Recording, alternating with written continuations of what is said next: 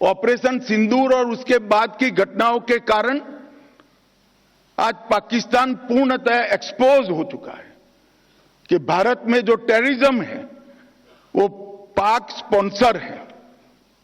पाकिस्तान के द्वारा sponsor terrorism Bharat के अंदर हो रहा है, क्योंकि जब पाकिस्तान के टेरर के अड्डों पर हमला किया, जवाब पाकिस्तान की सेना ने दिया।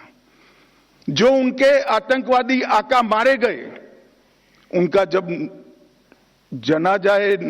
नमाजे जनाजा जब हो रहा था, पूरी दुनिया ने देखा पाक सेना के आला अफसर इनके कॉफिन को कंधा भी दे रहे थे और वहां नमाज पढ़ने के लिए उपस्थित भी थे।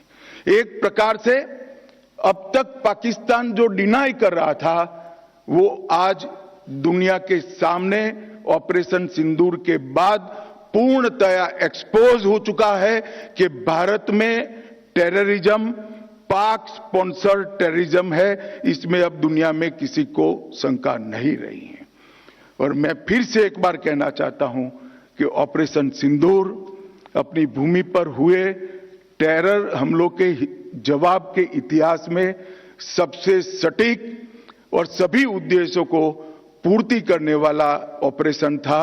और इस सटीक ऑपरेशन का न केवल भारत, पूरी दुनिया के एक्सपर्ट्स भूरी भूरी प्रशंसा कर रहे हैं और हमारे सेना के जवानों की भी प्रशंसा, इनकी वीरता की प्रशंसा, इनकी मारक क्षमता की प्रशंसा और साथ में सेना के संयम की भी प्रशंसा हो रही है कि हमने केवल आतंकी अड्डों और उनके एयरबेस को ही टारगेट किया। मित्रों, 100 किलोमीटर अंदर घुसकर पहली बार हमारी सेना ने पाकिस्तान को जमीन दिखाने का पराक्रम किया है। पूरा देश सेना के जवानों पर नाज करता है, हमारे बीएसएफ के सीमा प्रहरियों पर नाज करता है।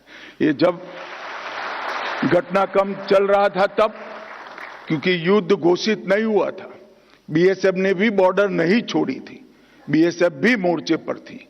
जब उस ओर से गोलाबारी हो रही थी, सेल चल रहे थे, गोलियां चल रही थी, बीएसएफ के जवानों ने भी 1 इंच भी पीछे हटे बगैर उनके गोली का जवाब गोले से देने का काम किया और उनको ये बता दिया कि बीएसएफ 24 घंटा 365 दिन तैनात है और जब तक बीएसएफ है पाकिस्तान की सेना 1 इंच भी आगे नहीं बढ़ सकती है।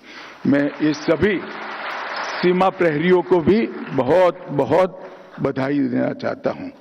मित्रों, इस ऑपरेशन सिंदूर ने आत्मनिर्भर भारत की डिफेंस प्रोडक्शन में जो स्थिति है उसको भी बहुत अच्छे तरीके से आज हमने इसकी सफलता देखी है।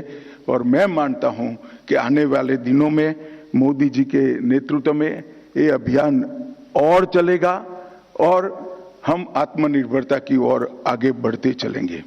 ऑपरेशन सिंदूर में बीएसएफ के मोहम्मद इम्तियाज अहमद और दीपक चिंगाखम ने मातृभूमि की रक्षा करते हुए सर्वोच्च बलिदान दिया।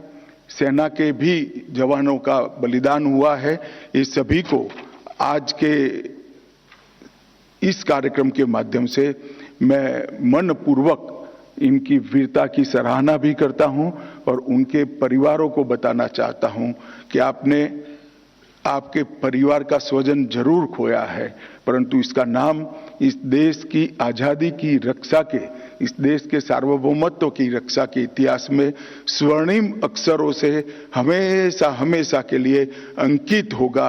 ये हम सब के लिए गर्व का विषय है। मित्रों, बीएसएफ भारत की 15,000 किलोमीटर से अधिक सीमा और उसमें से सबसे कठिन सीमा की सुरक्षा बीएसएफ के हाथ में है। कई प्रकार की विषम भौगोलिक परिस्थितियां बीएसएफ के लिए चैलेंज बनी हुई हैं, मगर मुझे आनंद है कि बीएसएफ ने विगत 5 साल के अंदर ढेर सारे तकनीकी समाधान ढूंढने का प्रयास किया है। जहां पर बाढ़ नहीं लग सकती, वहां पर सीमा की सुरक्षा तकनीक के माध्यम से करने के लिए दुनिया भर के सॉल्यूशन को भी प्रयोगात्मक रूप से बीएसएफ ने जमीन पर उतारने का प्रयास किया है और बीएसएफ के जवानों ने भी इन हाउस कई सारे सॉल्यूशन निर्मित किए हैं। अभी 2 महीना पहले ही मैं और हमारे गृह सचिव जम्मू गए थे। ढेर सारे सॉल्यूशंस के एक्सपेरिमेंट को स्थान पर देखा है और अब आने वाले दिनों में गृह विभाग ये सारे सॉल्यूशन में से कुछ मॉडल तय कर उसको जमीन पर उतारने वाला है। मुझे पूरा भरोसा है कि जहां पर भौगोलिक विषमता हमारे आड़े बहुत बड़ी अड़चन बनी है, ऐसी सीमा की सुरक्षा के लिए भी बीएसएफ ने ढूंढे हुए तकनीकी समाधान आने वाले दिनों में देश को सुरक्षित करेंगे। और कुछ शब्दों में मैंने ये प्रक्रिया बताई, वो प्रक्रिया बहुत लंबी है, बहुत परिश्रम करने वाली है।